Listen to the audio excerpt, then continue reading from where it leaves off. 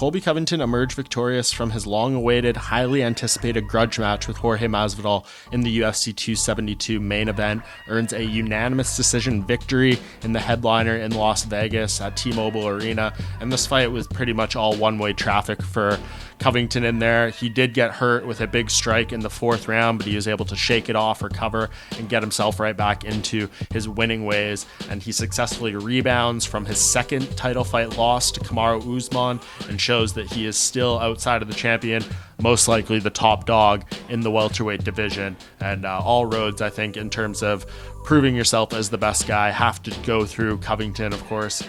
Someone could maybe get a title shot without having to fight him so he doesn't kill them off in terms of their contendership, but I think it's pretty clear, at least at this exact moment in time, that he is the second best welterweight on the planet behind Usman, and we know he is chasing that third fight with Usman, and I don't think it's maybe that far off. I do think he has to do more. This one win is not going to cut it in terms of a title shot, but if he wants to get back there, I think there's still a lot of high-profile fights for him at 170 pounds, and I'd like to see exactly what he can do with this competition he's kind of faced with in terms of the rankings. And I think if you look at the lay of the land, there's really only a couple names that do make sense for him. I know he is very bold and established on trying to call out Dustin Poirier.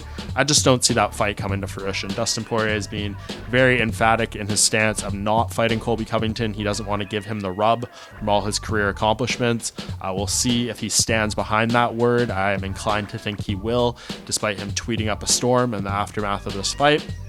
So I think Covington has to stick in his own division in terms of finding his next opponent. And I think there's a couple upcoming fights that will probably provide his next foe. And I look at the upcoming fight at UFC 273 between Gilbert Burns and Khamzat Chimaev. That's a fight that I think could easily prove the next opponent for Covington. Obviously, if Chimaev wins, he will be wanting that title shot.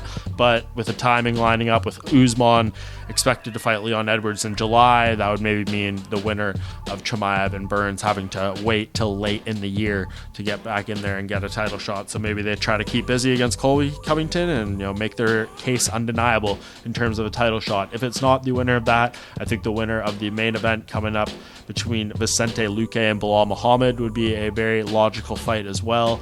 Those guys hovering right around Covington in the rankings would be on a nice run of victories and very deserving of a number one contender fight of sorts with Covington if they're able to get the win out of that main event. So I don't think the Poirier fight is going to materialize, but for Covington, I think some high profile fights, nothing that's going to have the heat or the marketability of this particular matchup. It's going to be a step down in that regard, but it could be an opponent who's more threatening of beating him. So either way, Colby Covington gets back on track, a huge win here, and I think there is some fights for him. It's just a matter of seeing how the division unfolds in the coming months before it's crystal clear on exactly who he's fighting next.